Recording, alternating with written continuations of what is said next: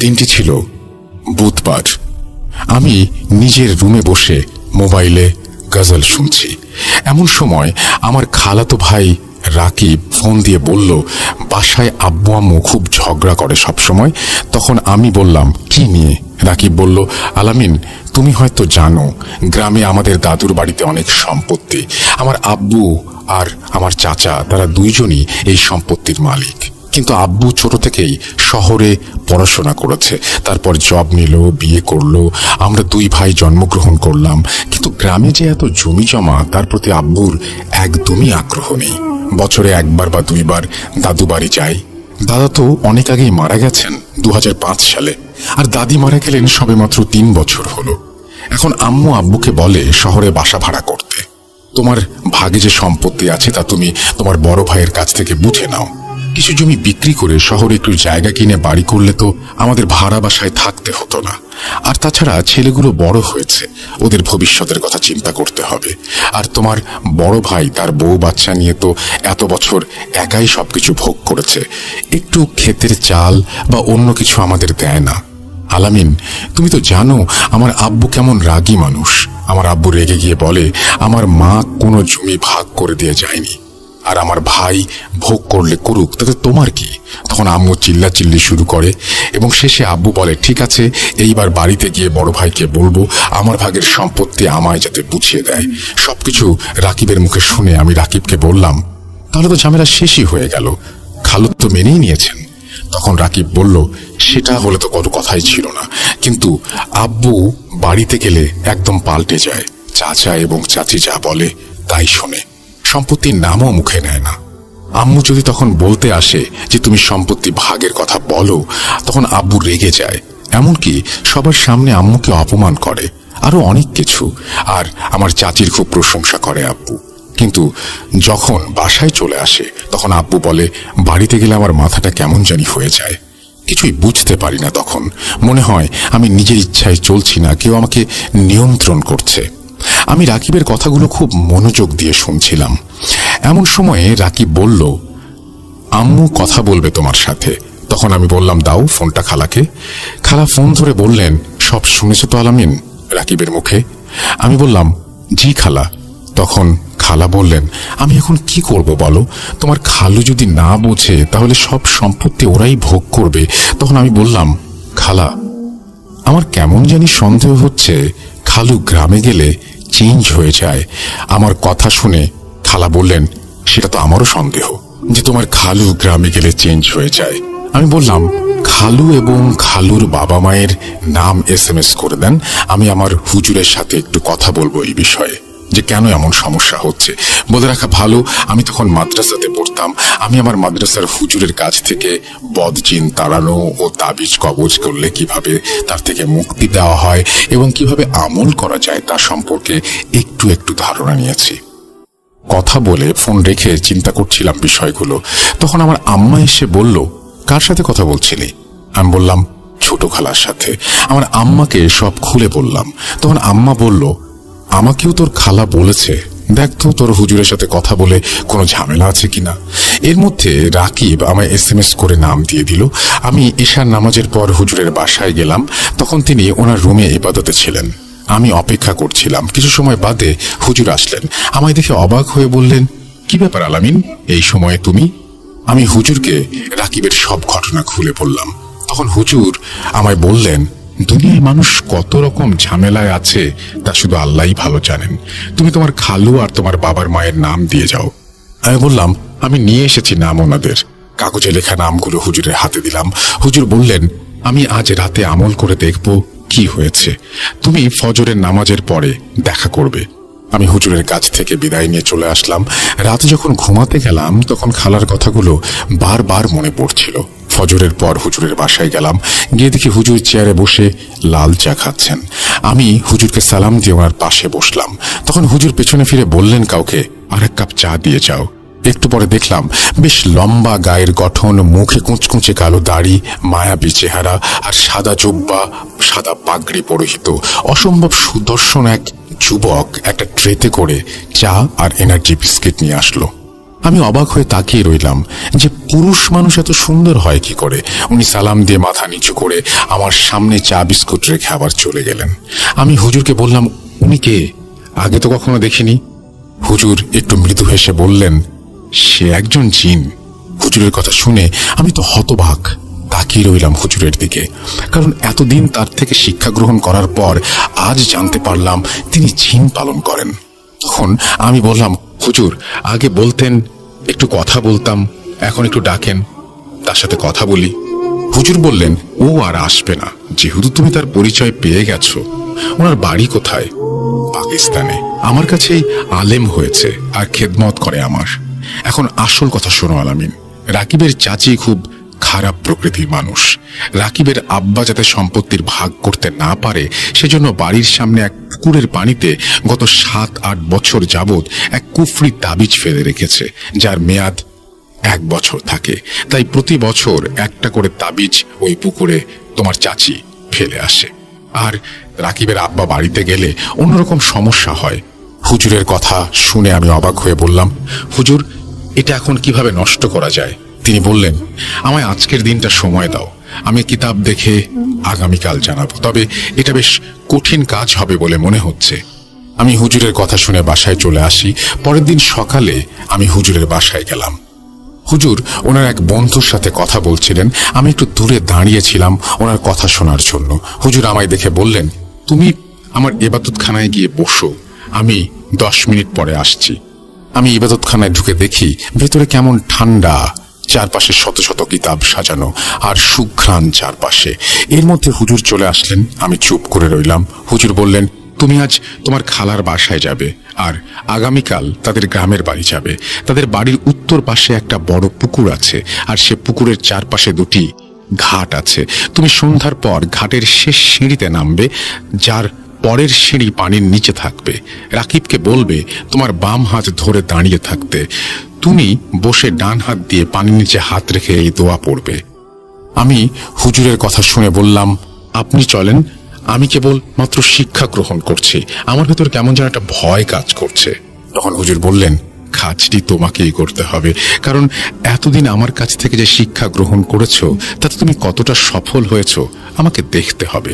তবে ভয় পেও না, আমি তোমাকে এখানে বসেই সাহায্য করব। মনে সাহস রেখে কাজটি করতে হবে তোমাকে। হুজুরের সকল কথা শুনে আমি সম্মতি দিলাম। তারপর কি করতে হবে? তোমার হাতের নিচে পানির আকর্ষণ তোমাকে টেনে নিতে চাইবে। তুমি যদি ভয় পেয়ে দোয়া ভুল পড়ো তাহলে তোমায় পানির ভেতরে টেনে নিয়ে যাবে সে কুফরি শক্তি। আর যদি সব কাজ ঠিক মতো করতে পারো তাহলে তোমার হাতে ওই তাবিজ পানির নিচ থেকে নিজে নিজে চলে আসবে, যে তাবিজ পানিতে রাকিবের চাচি ফেলেছিল। আমি তখন মনে মনে সাহস নিয়ে বললাম, ইনশাআল্লাহ আমি সবকিছু ঠিকঠাক মতো করতে পারবো, আপনি শুধু দোয়া করবেন। হুজুর বললেন, শোনো, তাবিজ ওঠানোর পর সেখানে তোমরা একটু অবস্থান করবে না, সাথে সাথে চলে আসবে, না হলে খুব বিপদে পড়বে। আমি সবকিছু মনোযোগ দিয়ে শুনে বিদায় নিয়ে চলে আসলাম। দুপুরে রওনা দিলাম রাকিবের বাসায়। রাতে পৌঁছাবার পর সব কথা খুলে বললাম, কিন্তু খালু আমার কথা তেমন মানতে চাইলেন না। তখন আমার কথা শুনে খালু বললেন, আমার ভাই আর ভাবি এতটা খারাপ হতে পারে না। তখন খালা বললেন, আগামীকালই প্রমাণ হবে। পরের দিন আমি রাকিব দুজনে বিকেলে পৌঁছে গেলাম রাকিবের দাদুর বাড়ি। আমাদেরকে রাকিবের চাচাতো ভাই দেখে বলল, তোমরা কখন এলে? একবারও জানালে না তোমরা আসছো। রাকিব বলল, সারপ্রাইজ দিলাম। আর এ হল আমার খালাতো ভাই আলামিন। আলামিন আমাদের বাসায় বেড়াতে এসেছে, আজ হঠাৎ করে বলল গ্রাম দেখবে, তাই। তখন রাকিবের চাচা এলো, মুখটা ভার করে বলল, কেমন আছো? রাকিব বলল, ভালো। আর কিছু না বলে ওর চাচা চলে গেল। আমার খুব ইচ্ছে হচ্ছিল রাকিবের ডাইনি চাচিটাকে দেখতে, কিন্তু তিনি একবারও আমাদের সামনে এসে দেখা করলেন না। আমরা এক রুমে বসে আছি, 20 মিনিট হলো, এক গ্লাস শরবত কেউ দিল না। আমি বুঝলাম আমরা আসাতে ওনারা খুশি নন। আমি রাকিবকে বললাম, মাগরিবের নামাজের আর মাত্র 10 মিনিট আছে, এর মধ্যেই আমার দোয়াগুলো পড়ে মুখস্থ করতে হবে, কারণ এটা আমার প্রথম কাজ। ভয় পেলে চলবে না, কিন্তু রুমে বসে পড়লে কেউ যদি দেখে ফেলে, চল আমরা বাইরে ঘুরতে যাই এবং তখন দোয়াগুলো পড়ি। তাই বলে আমরা বাড়ির বাইরে চলে গেলাম। একটা ধান ক্ষেতের পাশে গিয়ে তাড়াতাড়ি সব দোয়াগুলো ভালোভাবে মুখস্থ করে নামাজে চলে গেলাম। ফরজ নামাজ শেষ করেই আমরা বেরিয়ে পড়লাম। বাকি মুসল্লিরা সুন্নত নামাজ পড়ছিল। এর ফাঁকে আমরা ওই পুকুরের ঘাটে যাই। পুকুরের চারপাশে বড় বড় গাছপালায় ভরা, চারদিকে বেশ অন্ধকার হয়ে আসছে। আমি শেষ সিঁড়িতে নেমে হাঁটু ভাঁজ করে বসে ডান হাত পানির নিচে রেখে দোয়া পড়তে লাগলাম। আর রাকিব হুজুরের নির্দেশ মতো আমার বাম হাত তার দুই হাত দিয়ে চেপে ধরে দাঁড়িয়েছিল। প্রায় 5 মিনিটের মধ্যেই আমি বুঝতে পারলাম আমার হাত ধরে কেউ জোরে পানির নিচে টেনে নিয়ে যেতে চাইছে। রাকিবও টান খেয়ে কেঁপে উঠল আর আমায় টেনে রেখে একটু জোরে জোরে আয়াতুল কুরসি পড়তে লাগলো। আমি দোয়া পড়তে লাগলাম, কিন্তু আমার মনে হলো আমি নিজেকে ধরে রাখতে পারছি না, হাতটা যেন ছিঁড়ে যাবে। প্রায় 5 মিনিট এভাবে থাকার পর আমি বুঝতে পারলাম আমার হাতে কি যেন এসে লেগে গেল, আর সাথে সাথে সব আকর্ষণের শক্তি কমে গেল। আমি সেই জিনিসটা হাত দিয়ে ধরে উপরে নিয়ে আসলাম। রাকিব আমায় জড়িয়ে ধরে দাঁড় করানোর চেষ্টা করছিল, কিন্তু আমি কোনো শক্তি পাচ্ছিলাম না। আমার 2 চোখ বন্ধ হয়ে আসছিল। শুধু এইটুকু মনে আছে যে আমি আমার মুঠো থেকে একটা তাবিজ রাকিবের হাতে দিলাম, আর সাথে সাথে সেন্স হারিয়ে ফেললাম। সেন্স ফিরে পাবার পর রাকিব যা বলল, আলামিন, তুমি যখন মাটিতে ঢলে পড়লে আমি তোমাকে টেনে ঘাটের ওপরে উঠিয়ে পাশের এক বাড়ির দরজার সামনে গেলাম। দরজায় নক করে বললাম, কেউ আছেন? আমার ভাই সেন্সলেস হয়ে গেছে, একটু সাহায্য করুন। তখন একজন মহিলা দরজা খুলে বেরিয়ে এলো এবং তার ঘরের পুরুষদের ডাক দিল, আর তারা সবাই মিলে তোমাকে তাদের রুমে নিয়ে খাটে শুইয়ে দিল, মাথায় পানি ঢাললো। এর মাঝে আমার চাচার বাড়িতে খবর গেল। খবর পেয়ে সাথে সাথে আমার চাচি আর আমার চাচাতো ভাই আর এক বোন চলে এলো। তারা আমাকে বলল, তোমরা এই পুকুর ঘাটে কি করছিলে? তখন আমি বললাম, এমনি হাঁটতে হাঁটতে চলে এসেছিলাম। এরই মধ্যে তোমার মাথা ঘুরে গেল। আমার চাচি সাথে সাথে রুম থেকে বের হয়ে গেল। আমি চিন্তায় পড়ে গেলাম, কারণ হুজুর বলেছিল কাজ শেষ করে সেই জায়গায় অবস্থান না করতে, কিন্তু তোমার সেন্স না ফিরলে বাড়ি ফিরবো কি করে? আমি চোখ খুলে দেখি আমার মাথার পাশে রাকিব এবং বেশ কিছু পুরুষ আর মহিলা দাঁড়িয়ে আছে এবং কি যেন মাথায় পানি ঢালছে। আমি সাথে সাথে বসে গেলাম। রাকিব বলল, তুমি ঠিক আছো আলামিন? আমি কিছু বলতে চেষ্টা করলাম, কিন্তু মুখ দিয়ে কোনো শব্দ বের হচ্ছিল না। মনে হচ্ছিল আমি বোবা হয়ে গেছি। বারবার চেষ্টা করছি কিন্তু পারছি না। সবাই খুব ভয় পেয়ে গেল। এমন সময়ে খালা ফোন দিল রাকিবের নাম্বারে। রাকিব সবার সামনে বলল, আম্মু, আলামিন অসুস্থ হয়ে গেছে। তখন খালা বললেন, এখনই সিএনজি ভাড়া করে আলামিনকে বাসায় নিয়ে আয়। রাকিব ফোন রেখে দিয়ে ওর চাচাতো ভাইকে বলল, আমাদের একটা সিএনজি ভাড়া করে দাও, এখনই বাসায় যেতে হবে। এ সময় রাকিবের বোন বলল, এখন রাত হয়ে গেছে আর আমরা ডাক্তার ডেকে আনবো, আগামীকাল সকালে যেও। রাকিব বলল, আম্মু এখনই যেতে বলেছে। এমন সময়ে বাইরে বজ্রপাত শুরু হলো আর সাথে সাথে তুমুল বৃষ্টি পড়তে লাগলো। রাকিব খুব ব্যস্ত হয়ে আছে, বৃষ্টি কিছুতেই থামছে না। আমি চিন্তা করলাম, আমি যে একদমই কথা বলতে পারছি না, সবাইকে সেটা বুঝতে দেয়া ঠিক হবে না। সবাই বলছে আজ আর যাওয়া লাগবে না। খালা একটু পরপরই ফোন দিয়ে বলছেন চলে আসতে। তখন রাকিবের চাচাতো ভাই এক সিএনজি ড্রাইভারকে ফোন দিয়ে বলল আসতে। ওই লোক বৃষ্টির মাঝেই 20 মিনিটের মধ্যে চলে এলো। রাকিব আমায় তাড়াতাড়ি ধরে গাড়িতে উঠিয়ে দিল। তখন রাকিবের চাচাতো বোন বলল, তোমরা কিছু খেয়ে গেলে না? তখন রাকিব বলল, আর একদিন আসবো। আর ভাই অসুস্থ হয়ে গেল, তাই আর থাকতে পারছি না। রাকিব যখন গাড়িতে উঠল তখন রাকিবের চাচাতো ভাই বলল, আম্মা ফোন দিয়ে বলল তোমাদের একদম না যেতে। আমি রাকিবকে হাতের ইশারায় বুঝিয়ে বললাম, তাড়াতাড়ি চলো। রাকিব বলল, আর একদিন আসবো, সময় করে চাচিকে বলে দেবেন। ড্রাইভার গাড়ি ছেড়ে দিল। তুমুল বৃষ্টি হচ্ছে আর মাঝে মাঝে বজ্রপাত হচ্ছে। গাড়ি চলছে। রাকিব আমায় বলল, আলামিন কথা বলো। আমি অনেক চেষ্টা করেও কথা বলতে পারছি না। আমি রাকিবকে ইশারায় বুঝালাম তাবিজ কই। তখন সে পকেট থেকে বের করে আমার হাতে তাবিজ দিল। আমি হাতে নিয়ে দেখি কালো রঙের একটি তাবিজ। আমি আমার নিজের কাছে রেখে দিলাম সেটা। খালা একটু পর পর ফোন দিয়ে খোঁজ নিচ্ছেন। আমরা যখন মাঝ রাস্তায়, তখন রাকিবের চাচাতো ভাই ফোন দিয়ে বলল, আম্মু খুব রাগ করেছেন, তোমরা চলে গেছো। তখন রাকিব বলল, আমি বাসায় গিয়ে চাচির সাথে ফোনে কথা বলবো। আমরা রাকিবের বাসায় চলে এলাম। খালু আর ছোট ভাই বাসার নিচে অপেক্ষা করছিলেন আমাদের জন্য। আমরা বাসায় গেলাম। খালা বললেন, কথা বলো আলামিন। কিন্তু আমি অনেক চেষ্টা করেও কথা বলতে পারছি না। রাকিবের ছোট ভাই সোহেল দুধ গরম করে এনে আমাকে খেতে দিল। মনে হচ্ছে গলাটা ফুলে গেছে। খালু বিভিন্ন দোয়া পড়ে ফু দিচ্ছিলেন আমার গলায়। প্রায় 35 মিনিট পর আমি আস্তে আস্তে কথা বলতে পারলাম। সাথে সাথে আমার হুজুরকে ফোন দিয়ে সব ঘটনা খুলে বললাম এবং এটাও বললাম যে আমি কেন কথা বলতে পারছিলাম না। তখন হুজুর বললেন, তুমি যখন সেন্স হারিয়ে ফেলো তখন রাকিবের চাচি সেখানে এসে চিন্তা করেছে পুকুর ঘাটে কেন এমন হলো। তারপর সে নিজের বাসায় গিয়ে ওই কবিরাজকে ফোন দিয়ে সব বলেছে। তখন ওই কবিরাজ বলেছে, আপনি তাড়াতাড়ি ওই ছেলেকে আটকান, না হলে সব শেষ হয়ে যাবে। আরও বলেছেন ওই ছেলে তাবিজ উঠিয়ে ফেলেছে। তখন রাকিবের চাচি বলে, এটা কি করে সম্ভব? এইটুকু ছেলে এত বড় কাজ কিভাবে করলো? আর তাই রাকিবের চাচি তোমাদের আটকানোর চেষ্টা করে, কিন্তু আল্লাহর রহমতে তোমরা চলে আসতে পেরেছো। যদি সে তোমাদের আটকাতে পারতো তাহলে অনেক ঝামেলা হতো। হুজুর বলল, এখন তুমি এক কাজ করো, এই নিয়মে তাবিজটা নষ্ট করে ফেলো। হুজুরের কথা শুনে বললাম, ওরা ওই পুকুরে তাবিজ ফেলবে না তো? হুজুর বললেন, আবার তাবিজ ফেললে কোনো কাজ করবে না। আমি আমার হুজুরের কথা মতো সব কাজ শেষ করে পরের দিন আমার বাসায় চলে আসলাম। দেখতে দেখতে প্রায় 3 মাস কেটে গেলে সবকিছু ঠিকঠাক চলছিল। এদিকে আমিও হুজুরের কাছ থেকে শিক্ষা গ্রহণ করে একটি মসজিদের ইমামতি করতে থাকি। কিছুদিন বাদে রাকিব আমাদের বাসায় বেড়াতে আসলো। 2 ভাই মিলে বিভিন্ন জায়গায় ঘুরতে গেলাম। আড্ডা চলছিল বেশ ভালোই। একদিন আমরা মার্কেটে গেলাম কিছু কেনাকাটা করতে। কেনাকাটা শেষ করে স্টেশনের রাস্তা ধরে আসছিলাম, কারণ মেইন রোডে খুব জ্যাম ছিল। আমরা কথা বলতে বলতে হেঁটে আসছিলাম, তখন হঠাৎ আমার ফোনে হুজুরের ফোন। আমি তখন ভাবতে লাগলাম, এতদিন বাদে হুজুর কেন আমায় ফোন দিলেন? আমি ফোন রিসিভ করতেই ফোনের ওপাশ থেকে হুজুর বলে উঠলেন, আলামিন, তোমার বামে সরে পড়ো এখনই। আমি হুজুরের কথা বুঝতে পারছিলাম না। ঠিক তখনই আমাদের দুইজনকে যেন বাম দিক থেকে ধাক্কা দিয়ে কেউ সরিয়ে দিল। আমার ফোন হাত থেকে পড়ে গেল আর আমরা মাটিতে পড়ে গেলাম। আমি অবাক হয়ে গেলাম, কি হলো এটা আমাদের সাথে? তখন আমি ডান দিকে চেয়ে দেখি একটা ধবধবে দুধের মতো সাদা সাপ, যা প্রায় 7 থেকে 8 হাত লম্বা, আমাদের পেছন থেকে সামনের দিকে এগিয়ে গিয়ে অদৃশ্য হয়ে গেল। আমরা দুজনে খুব ভয় পেয়ে গেলাম। আমি তাড়াতাড়ি ফোন হাতে নিয়ে হুজুরকে ফোন দিলাম বিষয়টি ভালোভাবে বোঝার জন্য।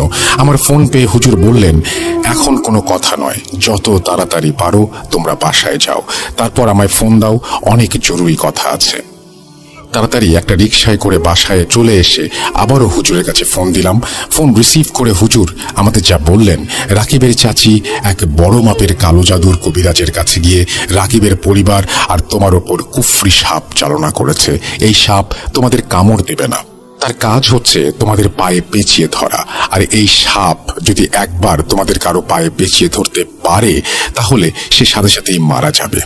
তখন তোমাদের খুব কাছাকাছি এই সাপ চলে এসেছিল, আর তখন আমি ইবাদতখানায় বসে আমল করছিলাম। তখন আমার জিন সব জানায়, আর সে তোমাদের ধাক্কা দিয়ে সরিয়ে দেয় আর ওই সাপটাকে তাড়িয়ে দেয়।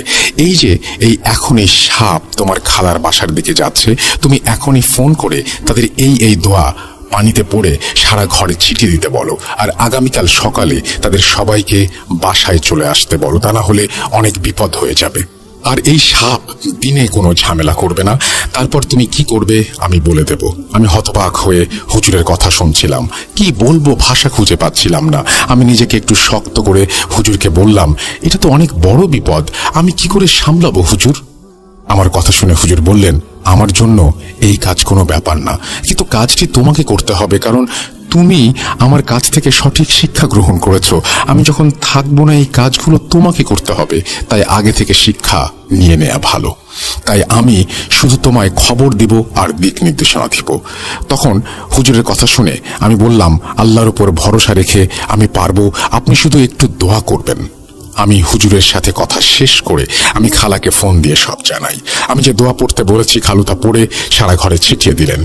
খালু যখন বারান্দায় পানি ছিটাতে গেলেন তখন তিনি ওই সাদা সাপটিকে দেখতে পান। পানি দেওয়ার সাথে সাথে অদৃশ্য হয়ে যায় সেই সাপটি। খালু সারা রাত খালু ছোট ভাই সোহেল ভয়ে খাট থেকে নামেই নেই। এদিকে আমিও রাকিব আমাদের বাসায় সবাই বেশ ভয় পাচ্ছিলাম। অনেক আতঙ্ক নিয়ে আমরা সারাটা রাত কাটাই। পরের দিন খুব ভোরে খালারা সবাই রওনা দিয়ে আমাদের বাসায় চলে আসেন। খালা বাসায় এসেই আম্মাকে জড়িয়ে ধরে কান্না শুরু করে দিলেন। আম্মাও খালাকে সান্ত্বনা দিতে লাগলেন। খালা খালুর সাথে রাগারাগি শুরু করে দিলেন আর বললেন, এখন দেখছো তোমার বাড়ির মানুষজন কেমন? এতদিন বাড়ির ব্যাপারে কিছু বললেই তেলে বেগুনে জ্বলে উঠতে। খালু মাথা নিচু করে বসে রইলেন। আমি খালাকে বললাম, এখন এই সব কথা বলার সময় না, আমাদের নিজেদেরকে আগে নিরাপদ করতে হবে, আর এর জন্য হুজুরের কথা মতো চলতে হবে। খালা বললেন, আল্লাহ তোমার হুজুরকে হায়াত দান করুন, উনি যা করেছেন নিজের মায়ের পেটের ভাইও তা করবে না। আমি তখন রাকিবকে নিয়ে হুজুরের বাসায় গিয়ে দেখি হুজুরের বাসায় তালা দেয়া। আমি সাথে সাথে ফোন দিলাম। হুজুর ফোন রিসিভ করে বললেন, আমি একটি কাজের জন্য বাইরে এসেছি, দরকার হলে তোমাদের জানাবো। আর শোনো, তোমার খালারা সবাই এসেছেন? আমি বললাম, জি। তখন হুজুর বললেন, তোমরা সন্ধ্যার পরে কেউ বাসা থেকে বের হবে না, ওই কুফরি সাপ আপাতত কিছুই করবে না। আমি একটু ভয় পেয়ে বললাম, তাহলে আমরা কি করব? হুজুর বললেন, এই সাপকে যাদের ওপরে প্রয়োগ করা হয়েছে শুধু তারাই দেখতে পারবে, তাই আগামী 3 দিন ওকে থামানো যাবে না। আমি কিছু কাজের কথা বলছি, তোমরা তা করবে, তাহলে ওই সাপ ঘরে প্রবেশ করতে পারবে না।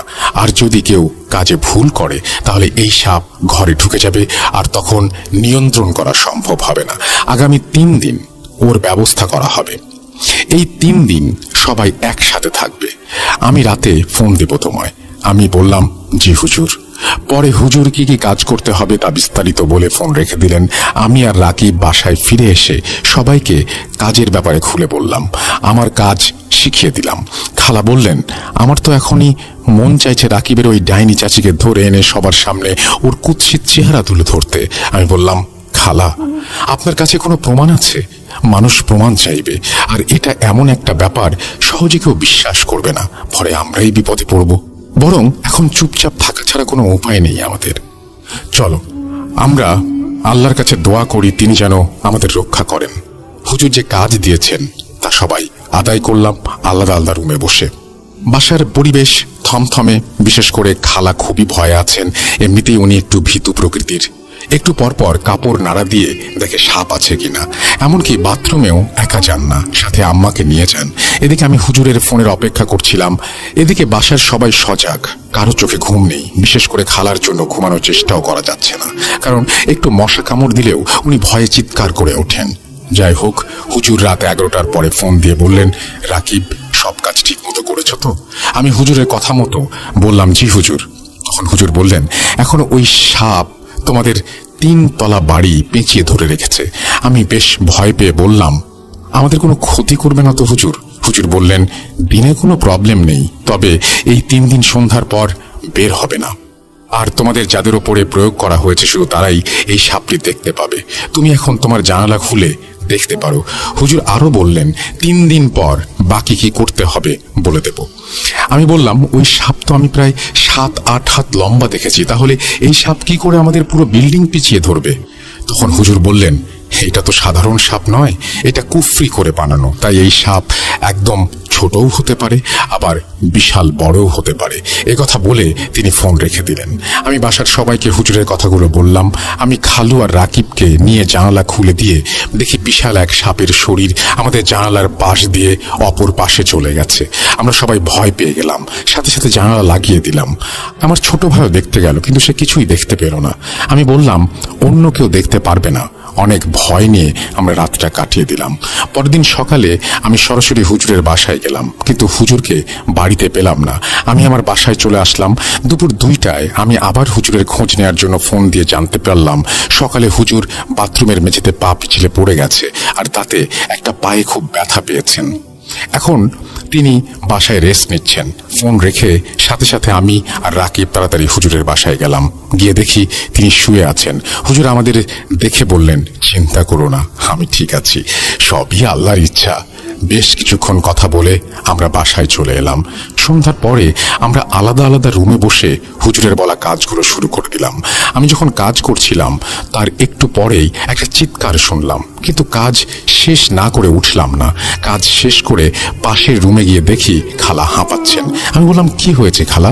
তিনি বললেন, আমি যখন তোমার হুজুরের দেয়া কাজগুলো করছিলাম তখন আমার পায়ের পাশে কি যেন একটা লাগলো, আর তাই ভয় পেয়েছি। পাশের রুম থেকে খালু, রাকিব আর ছোট ভাই সোহেল আসলো। আমি বললাম, সবাই কাজ ঠিক মতো করেছেন তো? খালু, রাকিব আর ছোট ভাই বলল, করেছি। আর খালা বলল, আমি তো করতে পারিনি, একটু করেই ভয় সব উল্টাপাল্টা করে ফেলেছি। আমি বললাম, কি বলছেন এই সব? এখন তো ওই সাপ ঘরে ঢুকে যাবে, কি করব এখন? এমন ভুল কেউ করে? বাসার সবাই ভয় পেয়ে গেল। রাকিব বলল, এখন কি করব তাহলে? আমার খুব রাগ উঠে গেল। আমি বললাম, জানি না। পাশের রুমে গিয়ে আমি তাড়াতাড়ি ফোন দিলাম হুজুরকে, সব খুলে বললাম। আমার কথা শুনে হুজুর বললেন, আমি বারবার এই ভয়টাই পাচ্ছিলাম। আমি বললাম, এখন তাহলে কিছুই করার নেই হুজুর। হুজুর বললেন, এই সাপ ঘরে ঢুকে পড়বে, আর যে ভুল করেছে মানে তোমার খালা, তাকে সবার আগে আঘাত করবে। আমি তখন হুজুরকে বললাম, তাহলে এখন আমরা কি করব? হুজুর কিছুক্ষণ চুপ থেকে তারপর বললেন, আলামিন, আমি এখন আমার কাজের লোককে দিয়ে তোমাদের বাসায় একটা তাবিজ পাঠিয়ে দেব। তোমরা সবাই আজ এক রুমে সারা রাত অবস্থান করবে, আর যে রুমে তোমরা থাকবে সবাই সেই রুমে দরজার ওপরে এই তাবিজটা ঝুলিয়ে রাখবে। তাহলে এই সাপ ওই রুমে ঢুকতে পারবে না। কেউ সারা রাত এই রুম থেকে সকাল হওয়ার আগ পর্যন্ত অন্য কোনো রুমে যাবে না। আর দেখি আগামীকাল কি করা যায়। আমি বললাম, অনেক অনেক শুক্রিয়া। এই কথা বলে হুজুর ফোন রেখে দিলেন। একটু পরেই হুজুরের পাঠানো লোক এসে আমার তাবিজটা দিয়ে চলে গেল। আমরা সবাইকে এক রুমে এনে দরজার উপরে তাবিজ বেঁধে দিয়ে বসে রইলাম। রাত 12টায় দরজা লাগিয়ে বসে আছি আমরা। অনেকেই শুয়ে পড়েছে, আমি, রাকিব ও খালু জেগে আছি। দরজার নিচ দিয়ে একটু ফাঁকা জায়গাতে দেখা যাচ্ছে সাদা কিছু একটা এদিক ওদিক যাচ্ছে। তখন রাকিব বলল, এটা কি ওই সাপ? আমি বললাম, হ্যাঁ। সারা রাত ভয়ে ভয়ে কেটে গেল। সকালে আমি আর রাকিব চলে গেলাম হুজুরের বাসায়। গিয়ে দেখি হুজুর একটা চেয়ারে বসে আছেন। হুজুরের মুখটা বেশ মলিন হয়ে আছে। আমি হুজুরকে সালাম দিলাম, আপনার কি মন খারাপ? হুজুর কিছুক্ষণ চুপ থেকে তারপরে বললেন, মন খারাপ নয়, তবে একটা বিষয় নিয়ে চিন্তায় আছি। রাকিব বলল, কি বিষয় হুজুর? আমাদের খুলে বলুন। হুজুর বললেন, যেদিন আমি তদবির করা ছেড়ে দেই সেদিন আমার উস্তাদ তিনি বলেছিলেন, তুমি সামনের জীবনে মাত্র 3 বার তদবির করতে পারবে, আর যদি 3 বারের বেশি করো তাহলে তোমার বা তোমার পরিবারের ওপর খারাপ আসর পড়বে। কিন্তু আমি তো মানুষের বিপদ দেখলে ঠিক থাকতে পারি না। তোমাদের যে প্রবলেম তা আজ আমাকেই তদবির করে ঠিক করতে হবে, তা না হলে তোমাদের মহা বিপদ হবে। তোমরা এখন বাসায় যাও, আমি জোহরের নামাজের পর ব্যবস্থা করছি ওই সাপের। তখন আমি হুজুরকে বললাম যে কবিরাজ রাকিবের চাচির কথায় এই কাজ করেছে, তার নাম কি, সে কোথায় থাকে? হুজুর বললেন, ওর নাম কমলনাথ, আর সে অমুক জায়গায় থাকে, কিন্তু তোমরা সেখানে কোনো দিন যাবে না। এই কবিরাজ কামরূপ কামাখ্যা থেকে 10 বছর কুফরি ট্রেনিং নিয়ে এসেছে। ওর কাছে অনেক পিশাচ জিন আছে। সে এদের দিয়ে বিভিন্ন খারাপ কাজ করায় আর বিজনেস করে। আজকের কাজটা যদি ঠিক মতো হয়ে যায় তাহলে আগামীকাল তোমার খালাদের নিজের বাসায় চলে যেতে বলবে। রাকিব থেকে যাবে এখানে। আগামী 2 দিন পর আমি কিছু জিনিস দেব, তা নিয়ে তুমি আর রাকিব তোমার খালার বাসায় গিয়ে কিছু কাজ করবে। আর এর মধ্যে ওই কবিরাজ কিন্তু বসে থাকবে না। সে তোমাদের ক্ষতি করার জন্য বিভিন্ন চেষ্টা করতে পারে, আর তাই খুব সাবধানে থাকতে হবে। এখন তোমরা চলে যাও, দুপুর 2টায় এখানে আবার এসো। আমরা বিদায় নিয়ে চলে গেলাম। বাসায় গিয়ে সবাইকে বললাম হুজুর কতটা ঝুঁকি নিয়ে আমাদের জন্য কষ্ট করে কাজগুলো করছেন। সবাই আমার হুজুরের জন্য দোয়া করতে লাগলো। 2টায় আমি আর রাকিব হুজুরের বাসায় গিয়ে দেখি হুজুর এক মনে বসে আছেন।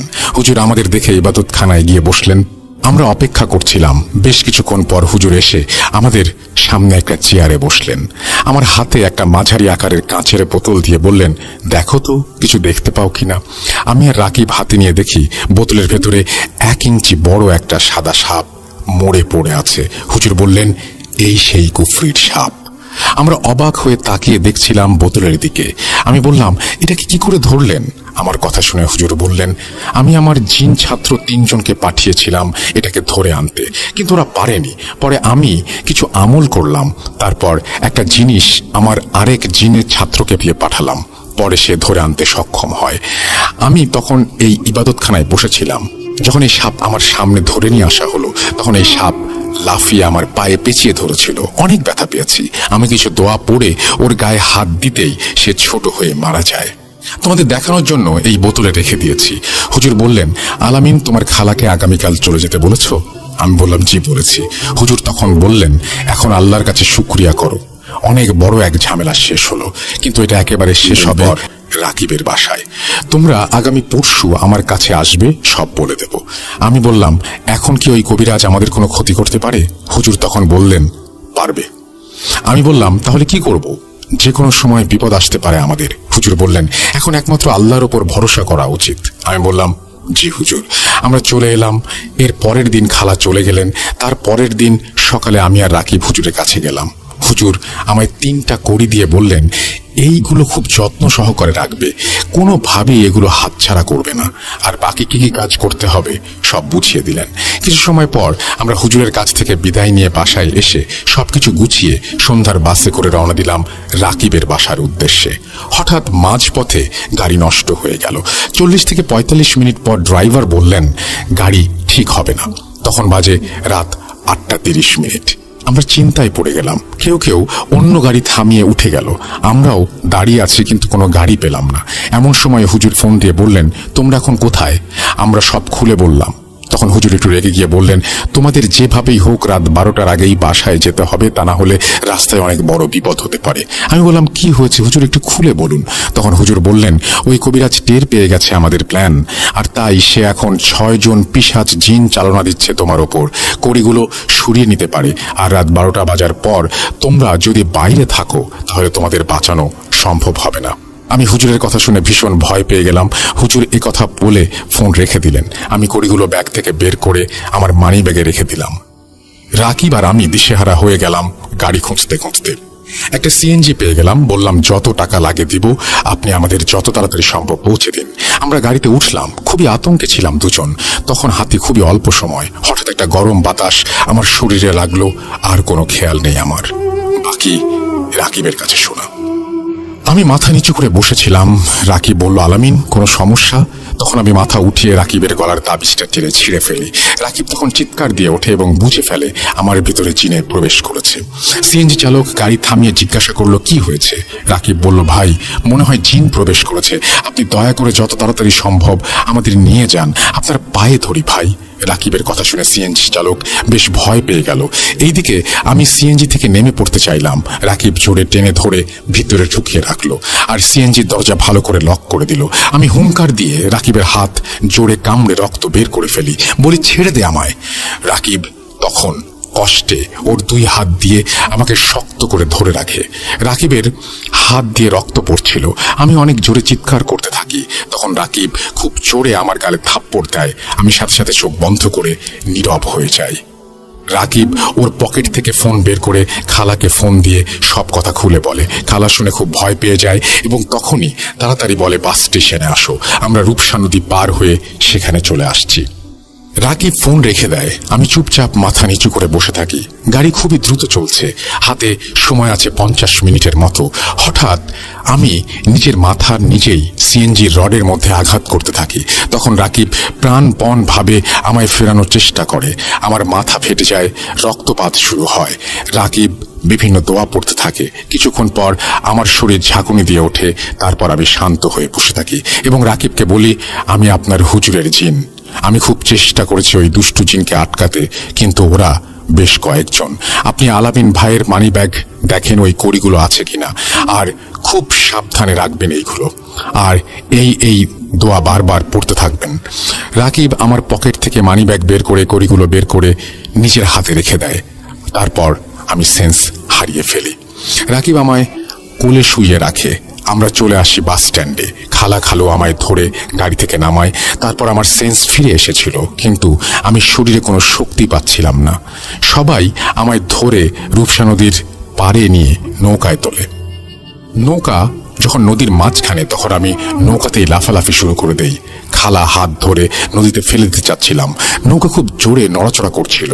রাকিব আর খালু আমায় চেপে ধরে রাখে। খালা ভীষণ ভয় পেয়ে যায়। আমার চোখ তখন রক্তবর্ণ হয়ে গিয়েছিল। হাতে আছে মাত্র 20 মিনিট। আমি রাকিবের পকেটে হাত ঢুকিয়ে একটা কড়ি নিয়ে নদীতে ফেলে দেই। তখন রাকিব বলতে থাকে, সর্বনাশ হয়ে গেল, এখন কি হবে? আমি আস্তে আস্তে শান্ত হয়ে যাই। ঠিক 12টা বাজার 5 মিনিট আগেই আমরা বাসায় ঢুকে যাই। খালা আমায় দোয়া পড়ে পানি পান করিয়ে দিলেন। তারপর গোসল করলাম। তখন নিজেকে একটু স্বাভাবিক লাগছে, কিন্তু কিভাবে বাসায় এলাম কিছুই মনে করতে পারছিলাম না। মাথা ব্যথা করছে খুব। খালা বললেন, আল্লাহ কত যে পরীক্ষা নেবেন জানি না। আমার মাথায় যে খানে কেটেছে সেখানে খালা একটা তুলা দিয়ে কি যেন মেডিসিন দিয়ে দিলেন। এর মধ্যে রাকিব রুমে চলে আসে। চেয়ে দেখি ওর হাতে ব্যান্ডেজ করা। আমি অবাক হয়ে বললাম, কি হয়েছে তোমার হাতে? তখন রাকিব আমায় সবকিছু খুলে বলল, রাস্তায় আমার কাণ্ডগুলো। আমার হাতে 2টা কড়ি দিয়ে বলল, বাকি একটা তুমি নদীতে ফেলে দিয়েছো। আমি হতভম্ব হয়ে তাকিয়ে রইলাম। খালা বললেন, এখন কি হবে? এর মধ্যে আমার ফোন বেজে উঠল। ফোনের দিকে চেয়ে দেখি আমার হুজুর ফোন দিয়েছেন। আমি ফোন রিসিভ করতেই হুজুর বললেন, কড়িগুলো তো হেফাজত করতে পারলে না? আমি বললাম, হুজুর আমার কিছুই মনে নেই, রাকিব অনেক কষ্ট করে আমায় বাসায় নিয়ে এসেছে। হুজুর বললেন, আজ তাহলে তৃতীয়বারের মতো তদবির করতে হবে আমাকে, তা না হলে তোমাদের সবার অবস্থা খুব খারাপ হয়ে যাবে। হুজুর আরো বললেন, ওই কবিরাজ এখন কালো জাদুর যজ্ঞ করেছে এবং ছাগলের রক্ত দিয়ে সেটা করা হয়েছে, আর তাই ওই পিশাচ জিনগুলো অনেক শক্তিশালী হয়ে উঠেছে। আমার জিন অনেক কষ্টে ওদের থামিয়ে রাখতে চেষ্টা করছে, কিন্তু শেষ পর্যন্ত কড়িগুলো রক্ষা করা গেল না। তখন আমি বললাম, হুজুর এখন আপনি আবার তদবির করেন, তাহলে তো আপনার ক্ষতি হবে। হুজুর বললেন, যদি চতুর্থবার করি তাহলে ক্ষতি হবে। আমি চুপ করে রইলাম। হুজুর বললেন, আগামীকাল কিছু ছাত্র দিয়ে বাসায় কোরআন শরীফ খতম করবে। আমি আজ রাতে আমলে বসবো, তবে ওই কবিরাজ বেশ খারাপ শক্তি অর্জন করেছে, খুব ছলনা করতে পারে সে। আমি বললাম, আজ আমাদের আর কোনো কাজ আছে? হুজুর বললেন, না, তোমরা রেস্ট নাও, তবে আমি এখন এর শেষ দেখে ছাড়বো। আমি বললাম, হুজুর আমাদের জন্য নিজের কেন ক্ষতি করবেন? আমাদের যা হবার হবে, কিন্তু আপনি ঠিক থাকেন, আপনার মতো মানুষ সমাজে খুবই দরকার। আমার কথা শুনে হুজুর হেসে বললেন, আলামিন তুমি আমার খুব কাছের ছাত্র ছিলে, তুমি খুব ভালো করেই জানো আমি আল্লাহ ছাড়া কাউকে ভয় করি না, আর এইসব শয়তানদের শিক্ষা দেবার জন্য আমার কাছে যে জিনিস আছে সেটাই দরকার পড়লে ব্যবহার করব। আমি বললাম, কি জিনিস হুজুর? হুজুর তখন বললেন, সেই কিতাব যার বয়স 800 বছরের ওপরে। আমি বললাম, মনে পড়েছে হুজুর, আপনি দেখিয়েছিলেন সে কিতাব। কিছু সময় পর ফোন রেখে দিলাম। পরের দিন সকালে খালু 15 জন হাফেজ ছাত্র নিয়ে আসলেন। ওরা পড়তে শুরু করলো। আমি আর রাকিব বাইরে যাব বাসার কিছু দরকারি জিনিস আনতে। যখন দরজার সামনে এলাম, বের হব, এক পা দরজার বাইরে রাখবো, তখন কে যেন আমার বুকে জোরে ধাক্কা দিয়ে পেছনে ফেলে দিল। আমি ফ্লোরে পড়ে গেলাম, হালকা ব্যথাও পেলাম। রাকিব সাথে সাথে আমায় ধরে সোফায় বসিয়ে দেয়। খালা পাশের রুম থেকে দৌড়ে আসে। তখন রাকিব বলল, এইভাবে পড়ে গেলে কেন? আমি বললাম, মনে হলো কেউ যেন আমায় ধাক্কা দিয়ে ফেলে দিল। রাকিব বলল, তুমি হুজুরকে ফোন দাও। আমি ফোন হাতে নেওয়ার সাথে সাথেই হুজুর ফোন দিলেন। বললেন, দরজার ওপারে তোমার যে জুতা রাখা, সে জুতাগুলো চেক করো। আমি হুজুরের কথা মতন ফোন রেখে তাড়াতাড়ি জুতা চেক করে দেখলাম ব্লেডের টুকরো করে কে যেন জুতোর ভেতরে বিছিয়ে দিয়েছে। আমি যদি এই জুতা পরতাম তাহলে সাথে সাথে আমার পা কেটে ক্ষত বিক্ষত হয়ে যেত। আমরা সবাই অবাক হয়ে গেলাম, এটা কি করলো? আমি আবারও হুজুরকে ফোন দিলাম। আমি তো কিছুই বুঝতে পারছি না, এর মানে কি? আমার কথা শুনে তিনি বললেন, আমি গত রাতে আমল করে ওই কবিরাজের কুফরি জিনের ঝামেলা শেষ করে ফেলেছি। তুমি যখন দরজা দিয়ে বের হচ্ছিলে তখন আমার জিন তোমায় ধাক্কা দিয়ে সরিয়ে দেয়। আমি বললাম, তাহলে এই কাজ কে করলো? হুজুর বললেন, আমি তো বুঝতে পারছি না যে কে এই কাজ করলো। আমি তখন বললাম, হুজুর কে সে? আমার কথা শুনে হুজুর কিছুক্ষণ চুপ করে রইলেন। তারপর বললেন, রাকিবের ছোট ভাই সোহেল এই কাজ করেছে। আমি হুজুরের কথা বিশ্বাস করতে পারছিলাম না যে এটা কেন সে করবে। আমি বললাম, হুজুর সোহেল এই কাজ কেন করবে? তখন হুজুর বললেন, আমিও বুঝতে পারছি না, আমি চালনা দিয়ে সোহেলকেই দেখতে পাই। আমি ফোন রেখে চুপ করে বসে রইলাম। রাকিব বলল, সোহেল কি করেছে আলামিন? আমি বললাম, আরে কিছু না, অন্য ব্যাপারে কথা বললাম হুজুরের সাথে, ইত্যাদি বলে কাটিয়ে দিতে চাইলাম, কিন্তু রাকিব আমায় বলল, তুমি মিথ্যা বলছো আলামিন। তখন খালাও বললেন, কি হয়েছে খুলে বলো। আমি খালা আর রাকিবের চাপাচাপিতে সবকিছু বলতে বাধ্য হলাম। রাকিব ভীষণ রেগে গিয়ে পাশের রুম থেকে সোহেলকে ডেকে এনে বলতে লাগলো, তুই এই কাজ কি করে করলি? সোহেল তো অবাক, বলল, আমি তো কিছুই করিনি, আর আলামিন ভাইয়ের সাথেও আমার কি শত্রুতা? আমি রাকিবকে থামানোর চেষ্টা করি, কিন্তু রাকিব আমায় ধাক্কা দিয়ে সোহেলের গালে জোরে থাপ্পড় দেয়। আমি পরিস্থিতি নিয়ন্ত্রণ করতে পারছিলাম না, তাই সোহেলকে টেনে পাশের রুমে নিয়ে দরজা লাগিয়ে দেই। সোহেল খুব কান্না করতে করতে বলল, ভাইয়া আমি এই কাজ করিনি।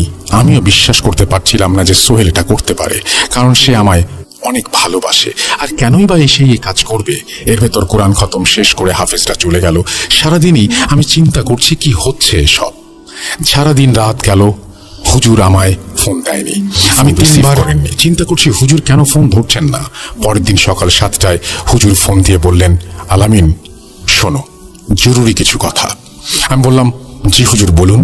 হুজুর তখন বললেন, গতকাল আমি তদবির করে ওই কবিরাজের জিনদের আটক করেছি, তাই সে অন্য পন্থা অবলম্বন করেছে। আমি বললাম, কি পন্থা অবলম্বন করেছে? হুজুর বললেন, সে তার 3 জন উস্তাদের সাহায্য নিয়ে খুবই শক্তিশালী এক কুফরি সাধনা করেছে, যা দিয়ে সে যে কোনো কাজ করতে পারবে ঘরে বসেই। আমি বললাম, কি কাজ? হুজুর বললেন, গতকাল তোমার জুতোয় যে ব্লেড লাগানো হয়েছিল তা সোহেল করেনি। সোহেলের রূপ নিয়ে এক পিশাচ করেছে, আর সে এমনভাবে এই ছলনা করেছে আমাকেও বোকা বানিয়ে দিয়েছে। আমি অবাক হয়ে বললাম, কি বলেন হুজুর, তাহলে এখন কি হবে? হুজুর বললেন, আমি বুঝতে পারছি না। রাকিবের চাচি ওই কবিরাজকে বলেছে, যেভাবেই হোক এই পরিবারকে ধ্বংস করে দিতেই হবে, যত টাকা লাগে লাগুক সে দেবে। তাই আজ ওই কবিরাজ 5টা কালো ছাগলের বর্জ্য দিয়ে এক বিশেষ কুফরির পানীয় তৈরি করেছে, যা দিয়ে আগামী অমাবস্যায় তোমাদের ওপর তার পিশাচ জিন দিয়ে ছিটিয়ে দেবে। আর এটা ছিটিয়ে দিলে তোমাদের সারা শরীরে ঘা হয়ে যাবে, পরে আল্লাহ না করুক তোমাদের বাঁচানো সম্ভব হবে না। আমি বললাম, হুজুর আমি ক্লান্ত হয়ে গেছি, এই শয়তানদের শেষ করতে পারবো না। আর আপনি তো 3বার তদবির করে ফেলেছেন, এখন আবার যদি কিছু করেন তাহলে আপনার ক্ষতি হবে। আমি দিশেহারা হয়ে গেছি হুজুর, আর পারছি না। হুজুর বললেন, আল্লাহর সবরকারীদের পাশে থাকেন, নিরাশ হওয়া কোনো মুসলমানের কাজ নয়, আর শয়তানের ক্ষমতা আল্লাহর কাছ থেকে ধার নেওয়া। শোনো, জীবনে অনেক মানুষের বিপদের পাশে দাঁড়িয়েছি, হারিনি কখনো, কারণ আমি ছিলাম হক পথে, এখনো আছি। এর চেয়ে খারাপ সময় পার করেছি। আমার পরিবারের ক্ষতি যদি হয়, শত শত পরিবার খারাপ শক্তি থেকে বেঁচে যায়, তাহলে এটাই আমার পাওয়া। কুরবানি করলাম আমি আমার পরিবারকে এই সব অসহায় মানুষদের জন্য। তুমি খুব ভালো করে জানো আমি ভয় পাই না আল্লাহ ছাড়া কাউকে। আমার সামনে তোমাদের ক্ষতি আমি হতে দেখব, এটা হবে না। তোমরা সকলে মিলে আগামী 2 দিনের ভেতর খানজাহান আলী মাজারে যাবে, কারণ আগামী সপ্তাহে অমাবস্যা, এর আগেই আমাদের সব করতে হবে। সেখানে এমন কিছু কাজ করতে হবে তোমাদের, যা এর আগে কেউ কখনো করেনি, আর বাকি কাজ আমি এখানে বসেই করব। আমি বললাম, কিন্তু হুজুর আপনার যদি ঝামেলা হয়? তখন হুজুর ধমক দিয়ে বললেন, যা বলছি তা শোনো। তুমি এই জিনিসগুলো সংগ্রহ করবে, 2 দিন থাকবে সেখানে। প্রথম দিন রাত 9টায় মাজারের এমন সাইডে যাবে যেখানে মানুষ থাকবে না। সেখানে তুমি একা গিয়ে মাজারের পুকুরের পানিতে হাঁটু গেড়ে বসে যাবে, যাতে পুকুরের পানি তোমার বুকে এসে পড়ে, কিন্তু তোমার আশেপাশে কেউ থাকতে পারবে না। আমি বললাম, রাখিবো না? হুজুর বললেন, ওরা এতটুকু দূরে থাকতে পারে যাতে তোমায় দেখতে না পায়। তুমি চোখ বন্ধ করে ওই জিনিসগুলো যা সংগ্রহ করতে বলেছি হাতে নিয়ে বসে থাকবে এবং এই দোয়া পড়বে। তুমি কিছুতেই চোখ খুলবে না, যত কিছুই হোক। চোখে ভাসবে যে পুকুরের পানি তোমার ওপরে চলে আসছে বা তুমি ডুবে যাচ্ছ ইত্যাদি, কিন্তু তুমি এক মনে এই দোয়া পড়তে থাকবে। আর যদি ভয় পেয়ে চোখ খুলে ফেলো তাহলে তোমাকে বাঁচানো সম্ভব হবে না। তাই খুব সাবধান। আমি বললাম, এই কাজগুলো শেষ করলে কি হবে হুজুর? হুজুর বললেন, ওই কবিরাজের মৃত্যু আর রাকিবের চাচির শাস্তি। আমি বললাম, আমি পারবো হুজুর। আরো বিস্তারিত আলোচনা করে ফোন রেখে দিলাম। আমরা 2 দিন পরেই রাকিব, আমি, খালু আর সোহেল মাজারে চলে এলাম। হুজুরের কথা মতো রাত 9টায় মাজারের পুকুর পাড়ে এলাম। রাকিব আমায় জড়িয়ে ধরে বলল, তোমার সাথে আমরা দুজন দোয়া করছি, তুমি সব কাজ ঠিক মতো করতে পারবে। তখন আমিও বললাম, যদি ফিরে না আসি ক্ষমা করে দিও সবাই। রাকিব আমায় ধমক দিয়ে বলল, বাজে কথা বলবে না, আমরা 2 ভাই সারা জীবন একসাথে থাকবো। সবার কাছ থেকে বিদায় নিয়ে চলে এলাম পুকুরের পাড়ে। চারিদিকে অন্ধকার, বেশ ভয় করছিল। হুজুরের কথাগুলো মনে করে আল্লাহর ওপর ভরসা রেখে নেমে পড়লাম। পুকুরে নামার আগে ভয়ে একটু পিছিয়ে গেলাম, আবার সামনে এসে বসে হাতে জিনিসগুলো নিয়ে চোখ বন্ধ করে দোয়া পড়তে লাগলাম। আসলে তখন আমার কি অবস্থা হয়েছিল তা আমি বলে বোঝাতে পারবো না। যাই হোক, অনেক কিছুই ফিল করছিলাম, হুজুর যা যা বলেছিলেন, কিন্তু নিজেকে কিভাবে শক্ত করে রেখেছিলাম জানি না। প্রায় 30 মিনিট পর আমার আমল শেষ হলো। সারা শরীর ভেজা। উঠে দাঁড়িয়ে কিনারায় চলে এলাম। হাঁটতে পারছিলাম না। অনেক কষ্টে রাকিবের কাছে গেলাম। গিয়ে দেখি রাকিব পুকুরের এক পাশে সিজদা দিয়ে আল্লাহর কাছে কান্না করছে। আমায় দেখে খালা চিৎকার করে বলে উঠল, রাকিব, আলামিন ফিরে এসেছে। রাকিব তাড়াতাড়ি উঠে দাঁড়িয়ে আমায় জড়িয়ে ধরল। আমি বলেছিলাম না ভাই, আমি বলেছিলাম না তুমি পারবে। পরপর 2 দিন আমল শেষ করে আমরা রাকিবের বাসায় ফিরে এলাম। হুজুরকে ফোন দিলাম। তখন হুজুর বললেন, ওই কবিরাজ মারা গেছে। আর রাকিবের চাচি যদি আর কোনো দিন কোনো কবিরাজের কাছে যায় তাহলে সাথে সাথে সেও মারা যাবে, এমন ব্যবস্থা করে রেখেছে। আর রাকিবের চাচিকে ওই কবিরাজ মৃত্যুর আগে বলে গেছে, আপনি যদি এই সব করতে যান তাহলে আপনিও শেষ। সে খুব ভয় পেয়ে গেছে আর এমন করবে না। আমি বললাম, হুজুর, আপনার ঋণ শোধ করার মতো নয়। আমরা সবাই হুজুরের সাথে কথা বলে শুকরিয়া জানালাম। কিছুদিন পর আমি আমার বাসায় চলে এলাম। বেশ কিছুদিন পর রাকিবের আব্বু দেশের বাড়ি গিয়ে সব জমি ভাগ করে নিজের নামে লিখে নিলেন। হুজুর চলে গেলেন। হুজুর চলে গেছেন 1.5 বছর হলো, কিন্তু ওনার প্রতিটি কথা এখনো কানে বাজে। নিজেকে খুব অসহায় লাগে। হারিয়ে ফেলেছি বাবাতুল্য একজন অভিভাবক।